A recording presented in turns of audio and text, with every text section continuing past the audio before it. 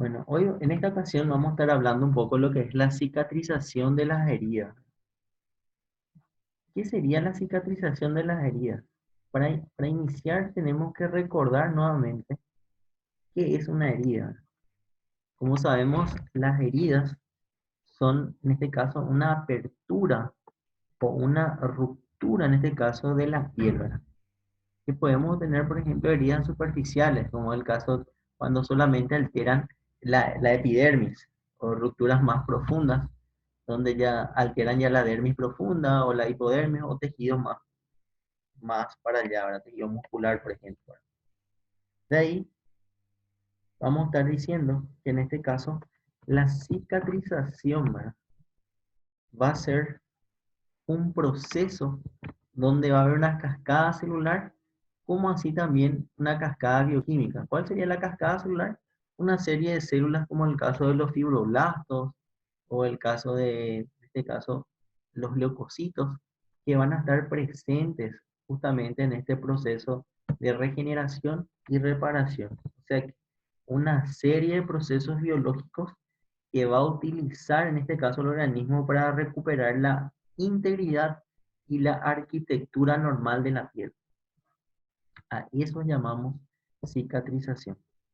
De ahí, el proceso inflamatorio, en este caso el proceso de cicatrización, va a tener tres fases. Algunos hablan de cuatro, ¿verdad? Pero en este caso vamos a estar hablando de tres porque vamos a estar englobando esas, esas fases.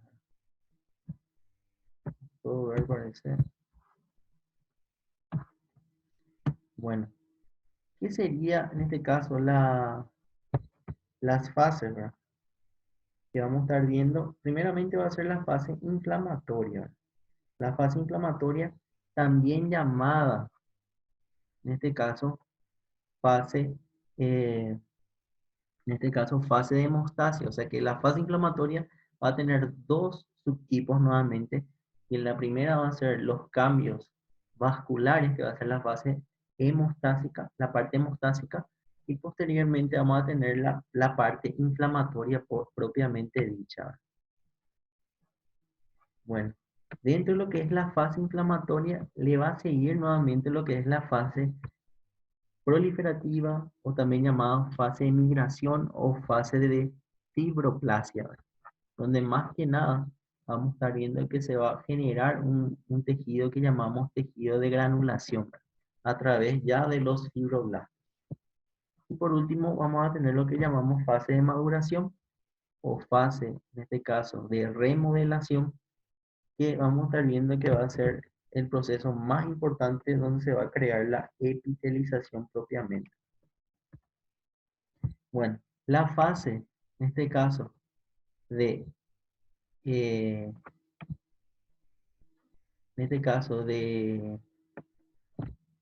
inflamatoria, que va a durar aproximadamente, en este caso, entre 1 a 5 días, primeramente va a tener unos cambios vasculares, ¿verdad? Y posteriormente va a tener los cambios celulares. Los cambios vasculares se van a dar justamente por, primeramente, un aumento de la permeabilidad vascular, ¿verdad? Donde primeramente va a ser una vasodilatación primaria y secundariamente una vasoconstricción que va a iniciar justamente los factores de coagulación, ¿verdad? Eso va a repercutir en que haya una mayor adherencia plaquetaria en la zona donde estaba lesionada, que por ende va a fomentar la agregación plaquetaria. Eso va a hacer que haya justamente una costra plaquetaria, o sea que un cúmulo de plaquetas sobrelevadas a lo que llamamos tapón plaquetario. Ese tapón plaquetario, que sería un acúmulo de plaquetas, se va a dar justamente por la fibrina, o sea que la fibrina va a ser justamente una sustancia que va a servir como adherencia de las plaquetas una con otra, ¿verdad? O sea, como un cemento aproximadamente, para hacer una analogía, ¿verdad? Bueno, después pasa ya lo que es el cambio celular, ¿verdad? Que sería la parte inflamatoria. Esa parte inflamatoria va a iniciar primeramente con en este caso, una aparición de lo que es los leucocitos a través de algo que se llama diapedesis. ¿Qué sería la diapedesis? Un paso de leucocitos o de células en realidad entre los, en este caso, los capilares, que atribuyen a que no se destruyan en su paso. De ahí vamos a encontrar exudado inflamatorio, tanto por leucocitos, eritrocitos, proteínas plasmáticas, y eso va a hacer llegar justamente, primeramente, a la primera línea de defensa, que va a ser los neutrófilos, entre las primeras 24 a 48 horas. Llegando así los monocitos, que a su vez se modifican en macrófagos, que van en aumento por el flujo sanguíneo, el flujo linfático, y genera una migración de los queratinocitos. Este proceso va a ser fundamental para la siguiente fase, que va a ser la fase de eh, proliferación, o sea, una fase proliferativa. Luego vamos a tener la fase proliferativa, que va a durar entre 5 a 14 días aproximadamente. Todo es un valor aproximado, que depende mucho de cada persona. ¿Dónde? ¿Qué es lo que va a ocurrir, verdad?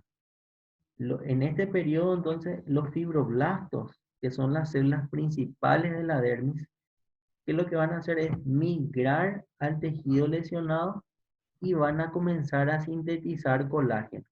Colágeno, elastina y los glucosaminoglucanos. Justamente que son fundamentales, como dijimos, para la dermis.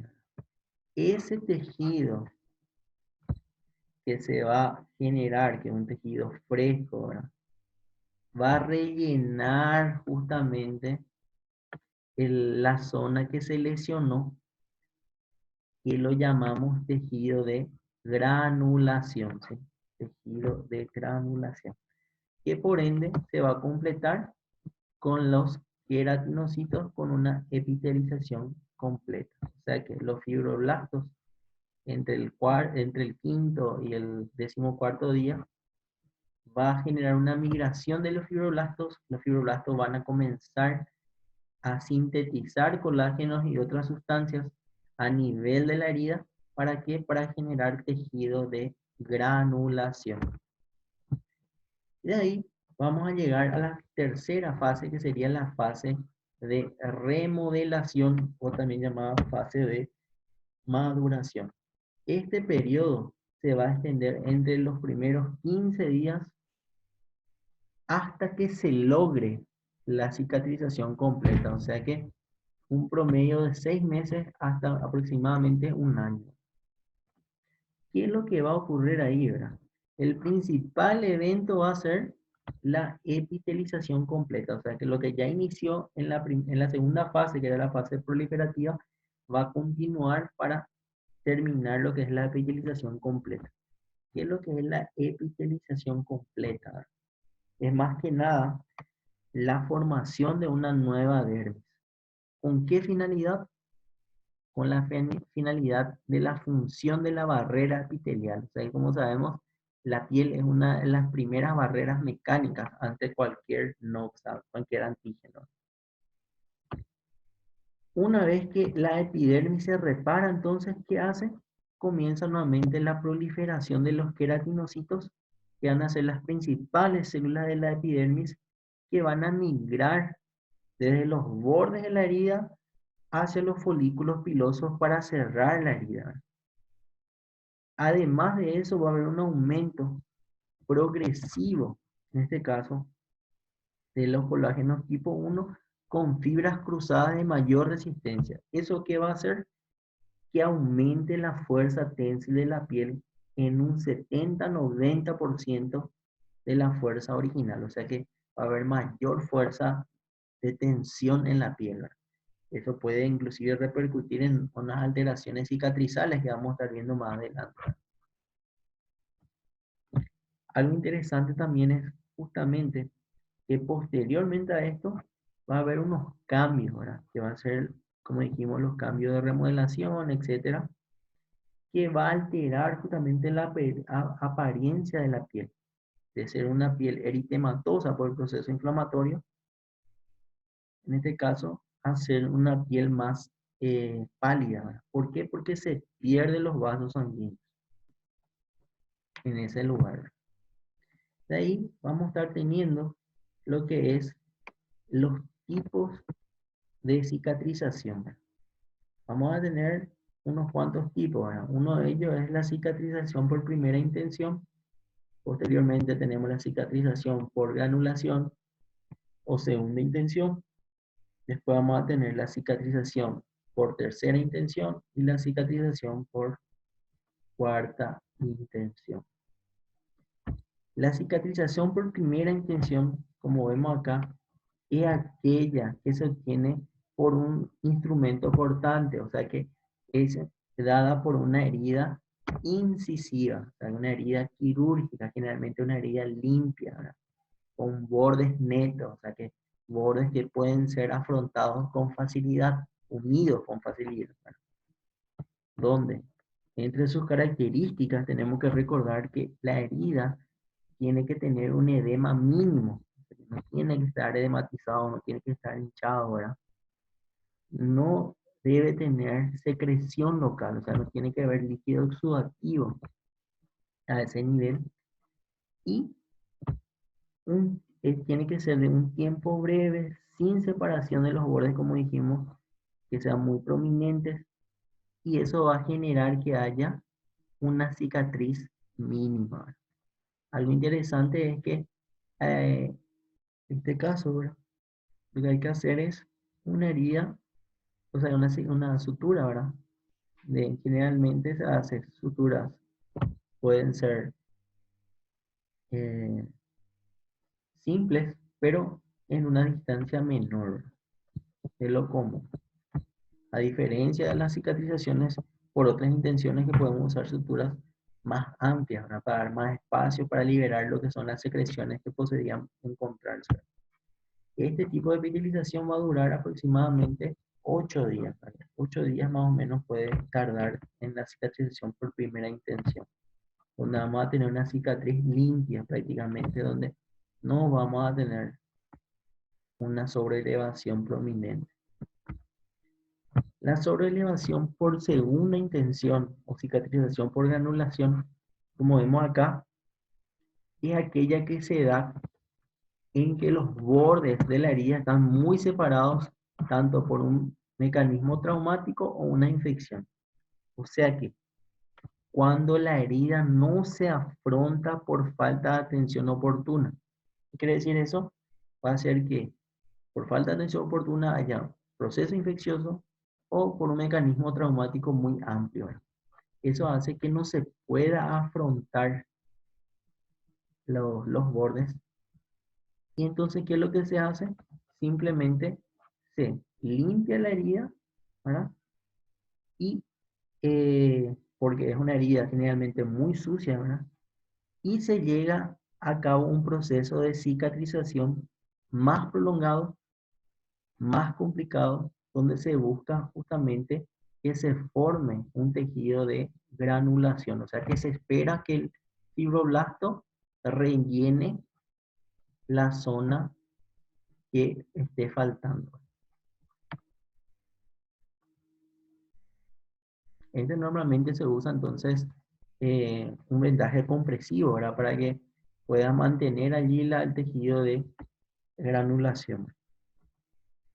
¿Cuáles serían las diferencias que podemos encontrar entonces entre una cicatrización por primera intención y segunda intención?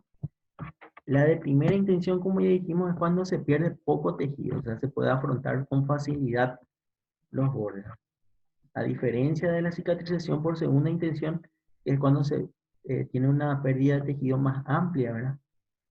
Por ende, entonces va a tener un tejido necrótico más amplio, va a tener, por ejemplo, líquido exudativo, a diferencia que en la de primera intención, prácticamente no tiene líquido exudativo, o sea, carece de líquido exudativo, carece de tejido necrotizante, ¿verdad?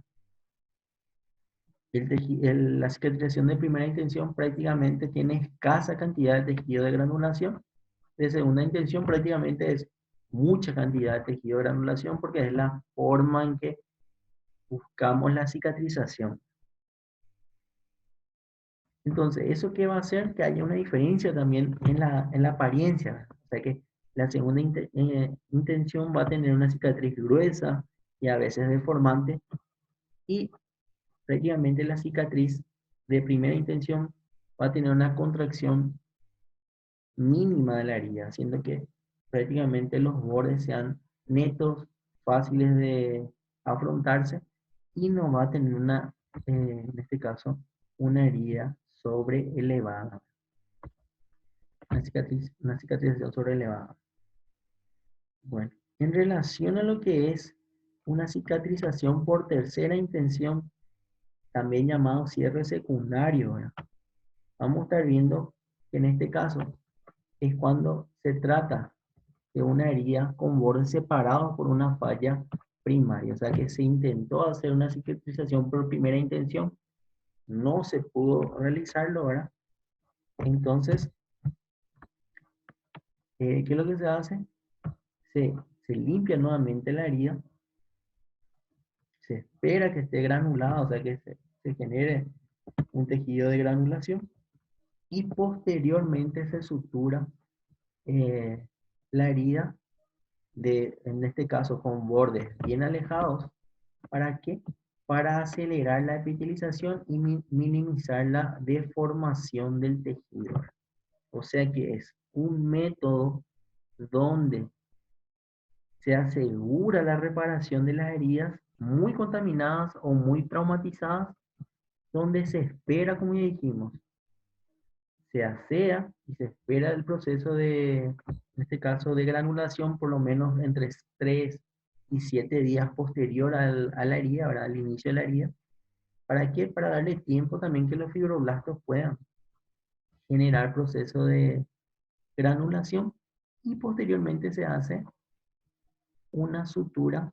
¿Para qué? Para facilitar la epitelización y minimizar en este caso, las complicaciones que pueda tener. Luego tenemos la cicatrización por cuarta intención. Esto ya sería cuando ya no hay caso, ¿verdad? Cuando ya todos los otros métodos ya no fueron favorables.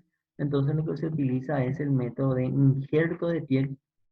¿Por qué? Porque ya es tal vez una herida muy infectada, una herida muy sucia o con pérdida de tejido prominente, ¿verdad? De ahí vamos a tener algunos factores, ¿verdad? Que justamente repercuten en lo que es la cicatrización de la herida. Vamos a tener factores sistémicos y factores locales. Entre los factores sistémicos, primeramente vamos a tener la edad, donde sabemos que la edad es directamente proporcional a la capacidad de cicatrización. ¿Qué quiere decir eso? A mayor edad, menor capacidad. O sea que un niño tiene una capacidad de cicatrización mayor a que un anciano, por los cambios fisiológicos que va a tener en sentido a la respuesta de una noxa, o sea, de una lesión, ¿verdad? Los ancianos tienen una respuesta mucho menor y más lenta, ¿verdad? Entonces tarda en la cicatrización. Los factores nutricionales, que ya va a ser tanto en los factores aportantes de energía, por ejemplo, como los carbohidratos, los ácidos grasos, las proteínas, ¿verdad? Como así también vitaminas, que son fundamentales, como la vitamina C, que es fundamental para la síntesis de colágeno, o la vitamina A, que sirve como, en este caso, como un protector del epitelio. O otras vitaminas que pueden ser antioxidantes, que facilitan también el proceso cicatrizal. Así también vamos a estar viendo que tenemos factores traumáticos. ¿Qué sería el factor traumático? El factor en este caso es un factor mecánico, que ya sea por un contacto excesivo con la lesión o una limpieza agresiva, ¿verdad? O una mala suturación, una tensión excesiva de la herida. Eso hace también que sean factores. Enfermedades metabólicas. Una de las más comunes y más conocidas va a ser la diabetes. La diabetes, ¿por qué? Porque justamente va a actuar en la probabilidad de infección y por ende en la alteración, en la prevalencia de lo que es la herida. También va a actuar en la alteración de la inflamación, la respuesta inflamatoria, de la angiogénesis y la síntesis de colágeno. Eso va a hacer que las heridas y las úlceras no cicatricen de forma debida, ¿sí? Lo que va a repercutir a que evolucione a una necrosis y posterior amputación. Eso es lo que vemos bastante en lo que es los pies diabéticos, por ejemplo, ¿verdad? ¿Por qué? Porque vamos a estar viendo justamente que altera inclusive la circulación sanguínea. Entre otras enfermedades metabólicas, podemos tener también lo que es la alteración del ACTH y el cortisol, por el hecho que va a alterar justamente en la síntesis proteica y el proceso fibrótico. Entonces también pueden repercutir las alteraciones adrenales. Como así también vamos a tener la inmunosupresión, que pueden darse en este caso por glucocorticoides.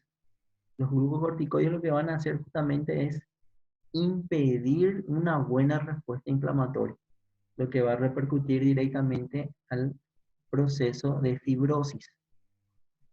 También vamos a tener algunos trastornos del tejido conjuntivo. Uno de ellos sería una excesiva respuesta, ¿verdad? Como en el caso de la cicatrización queloide. La cicatrización queloide, que en este caso va a ser un factor inclusive genético, más propenso justamente en los de raza negra, ¿verdad? Que lo que va a hacer es que haya una respuesta excesiva de la cicatrización, generando entonces una acumulación excesiva de tejido colagénico, tejido en este caso granulativo, ¿verdad? Que puede sobrepasar los límites de la herida. Como así también el tabaquismo, como así también el alcohol, puede generar vasoespasmos que van a alterar en la circulación o la llegada del flujo normal en la sangre y por ende los nutrientes que necesita, en este caso, el tejido para una buena cicatrización. Bueno, también vamos a tener los factores locales. Dentro de los factores locales, nuevamente tenemos la lesión mecánica, que es muy parecida a la traumática que estábamos diciendo, que depende mucho de la manipulación primaria que tengamos con la herida, tanto en la sutura, tanto en lo que es la limpieza propiamente, ¿verdad? Etcétera. De ahí vamos a tener las infecciones. Las infecciones van a ser un factor muy frecuente donde justamente cualquier herida sin piel, lógicamente, por la pérdida de la piel, es un factor de riesgo, porque el tejido va a estar expuesto a varios microorganismos que, como sabemos, la piel misma tiene una flora normal que en la piel no genera ninguna lesión, pero al volverse de flora normal a flora transitoria, puede ser un antígeno oportunista, ¿vale? Entonces va a generar un cuadro infeccioso a ese no. Por eso vamos a tener en cuenta siempre que la limpieza tiene que ser radial, ¿verdad? Sentido radial, uno de los criterios. Bueno, uno de los datos que tenemos que tener en cuenta también en relación a la infección justamente va a ser lo que vamos a ver más adelante, los cuerpos extraños. Después tenemos lo que llamamos edema. ¿Qué es lo que va a hacer el edema? El edema va a ser una respuesta inflamatoria que se va a dar justamente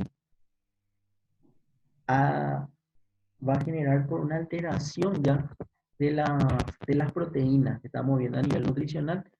Hace rato, sistémicamente, va a alterar por la disminución de las albúminas y va a hacer que la edema se mantenga constante, impidiendo justamente los movimientos del tejido y va a hacer que el proceso infeccioso se mantenga a ese nivel.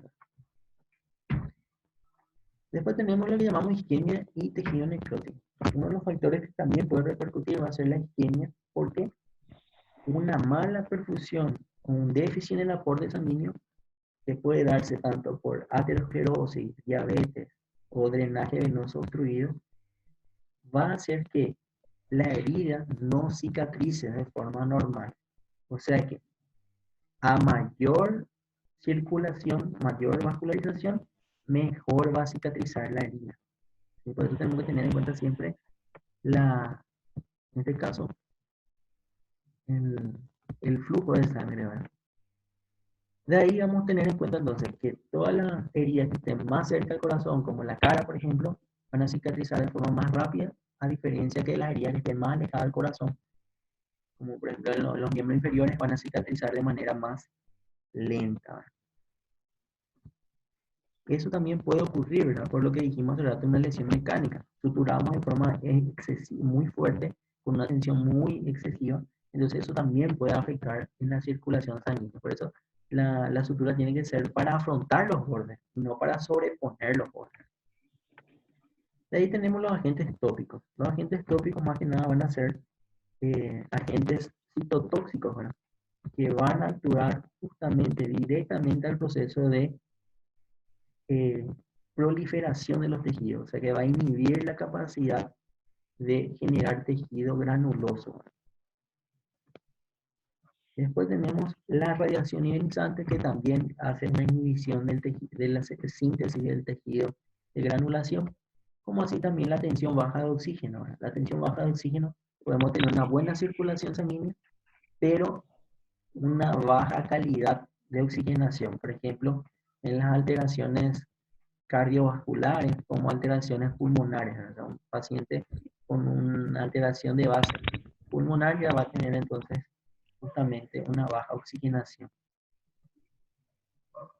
Eso también entonces hay que recordar, ¿verdad?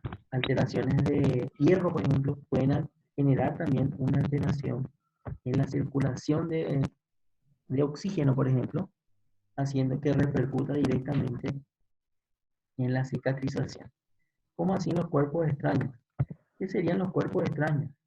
En este caso, los cuerpos extraños son lo que produjo la herida, ¿no? Puede ser ya una astilla de madera, puede ser vidrio, puede ser metal, puede ser cualquier objeto anómalo del cuerpo.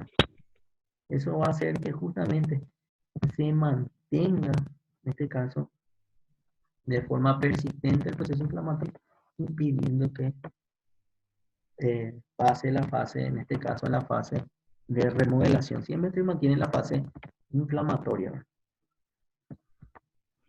De ahí vamos a tener la cicatrización patológica. La cicatrización patológica es cuando existe, en este caso, una respuesta excesiva de lo que es la cicatrización. ¿Cómo se va a generar? En este caso puede ser por una falta de equilibrio entre lo que es la cicatriz, en este caso, el proceso cicatrizal, y la herida propiamente. Ahí vamos a tener varios tipos, ¿no? Como la queloide, hipertrófica, deformante, granuloma piógeno, fistuloso, ulcerativo y el epidermoide. Dentro de lo que es la queloide, vamos a estar viendo que se da justamente por un exceso, en este caso, de colágeno que no respeta los límites de la herida, dando un aspecto tumoral, un aspecto sobrelevado. La cicatriz hipertrófica, sin embargo, vamos a estar viendo que son cicatrices que sí respetan los límites de la herida, pero de igual manera da una sobrelevación, ¿verdad? Por cantidad excesiva de eh, síntesis de colágeno. ¿Cuáles serían las diferencias, ¿verdad? Entre la diferencia de la hipertrófica y la queloide? Siempre nos preguntamos, ¿verdad? La queloide va a ser de aparición tardía y la hipertrófica va a ser de aparición temprana, inmediata, ¿verdad? La queloide generalmente no mejora con el tiempo, a diferencia de la hipertrófica que sí mejora con el tiempo. Por lo menos es más perceptible. Algo que siempre pregunto también es si la queloide tiene una relación genética, como dijimos, va a tener una relación genética más que nada con la raza negra, ¿verdad? Y la hipertrófica no guarda relación. Algo también que se pregunta bastante es si mejora o no, cuál es su tratamiento. El tratamiento quirúrgico posiblemente puede empeorar el cuadro de la cicatriz queloide. A diferencia de la hipertrófica, que puede tener una gran mejoría. Otro punto, como ya dijimos, es que la hipertrófica respeta los límites de la herida, o sea que solamente ocurre el tejido cicatrizal, por más que sea sobrelevado a nivel de la herida, los límites de la herida. La queloide, sin embargo, no. Él sobrepasa los límites de la herida pudiendo ser mucho más grande de lo que es la herida. O sea, la herida es pequeña y tenemos una cicatriz grande, prominente. Algo también que llama la atención es que eh, la cicatriz hipertrófica generalmente aparece en áreas de movimiento y la queloide, sin embargo, puede aparecer en cualquier área. Eso sería más que nada las diferencias. Vamos a tener una cicatriz retráctil, ¿verdad? En este caso lo que ocurre es que cuando ocurre la fase de remodelación que dijimos que habían cambios de la fuerza ténsil entre un 70 y 90%, eso hace que haya una sobreestiración del tejido epitelial y repercute justamente en un cuadro de deformación, tanto una consecuencia estética como también funcional. Luego tenemos granuloma piógeno, que sería ya un tejido granular que encapsula pus. Entonces suele dar por astilla o cualquier cuerpo extraño. La licencia, sin embargo, se llama ya la falla de cicatrización con la apertura espontánea. Esto se suele dar justamente cuando no se afrontan bien los tejidos o se equivocan en la técnica de herida, de afrontar de sutura. La eventración, sin embargo, en este caso es la misma cosa, pero de forma es por dentro, ¿verdad? Donde no hay una alteración de la piel, sino que por los tejidos que estén internamente. La fístula, sin embargo, consiste en una falta de epitelización de una, en este caso, herida. O sea que cuando hay una comunicación anómala